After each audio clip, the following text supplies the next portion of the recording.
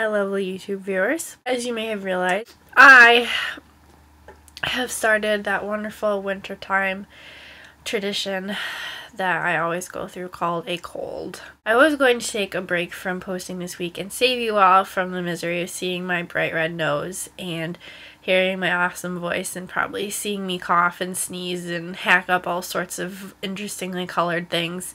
Then I realized what an awesome opportunity this is to bring up another point that I wanted to talk about. I don't know how many of you watch Dr. Phil or know someone who watches Dr. Phil.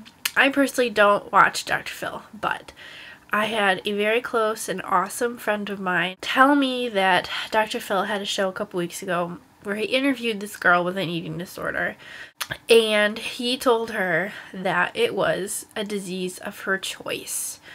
Eating disorders are not a choice. I did not choose to have an eating disorder. I don't know anyone who chose to have an eating disorder, because the fact is that eating disorders are an illness. They are not a choice. We today are going to compare my cold to an eating disorder so that you all can see that eating disorders are an illness, just like a cold is an illness. There are many predisposing factors to colds. For example, it is winter out and it's like -67 out there is not all too peachy keen for your immune system. Stress can lead to getting a cold. Also, the fact that my entire freaking family has colds might have contributed to me getting a cold. I don't know, just a little bit. And a virus or bacteria? I don't know. Colds are either a virus or they're bacteria. But anyway, there's something in me that's not supposed to be there. Eating disorders, it's a little more complicated. Something triggers the start of an eating disorder, whether it is stress or an event. Sometimes it's a traumatic event. There are genetic predispositions. Eating disorders are like any other addiction. They run in families sometimes. They're genetic. Certain types of people are more prone to eating disorders. If you are a type of person whose personality is more perfectionistic or controlling. Now that I have you feeling all warm and fuzzy talking about eating disorders and colds and runny noses and all that fun stuff, I'm also going to use metaphors to talk about the healing process. So, first thing that I would highly recommend if you have a cold or an eating disorder, because it's really a comfort thing anyways, is this.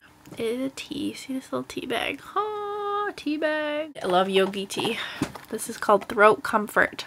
I have to say it is making my throat feel much more comfortable. Let's compare that to eating disorder treatment. That is your therapist. Makes you feel all warm and comfortable, but helps you through the hard stuff, like a sore throat. Exactly. Item number 2, cough drops. We'll compare cough drops to your food. A really important part of the eating disorder recovery process is food. Food is medicine. You can't get better without eating. Item number 3. Tissues. Or if you're a poor college student like me, you can use this really fun stuff called toilet paper, which makes your nose turn about 50 times more red than actual tissues do, but still serves the same purpose of getting the stuff inside your nose, outside your nose.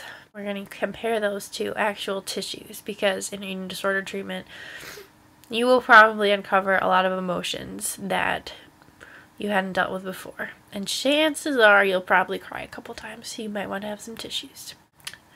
Vicks Vapor Rub. This stuff smells so bad. So bad. But it works. So we're going to compare this to your support system. Your friends and relatives and family members who you trust, who know what you're going through, and can make you feel better and know how to help you. Because even though sometimes they're smelly. No, I'm just kidding. They're not smelly. Well, they might be smelly, but they're still helpful. Support system. Vicks Vapor Rub. Last item, this. Now, what is this, you may be asking yourself? It is strange and oddly shaped. It was once a sock. Now it is a rice sock. What a rice sock is?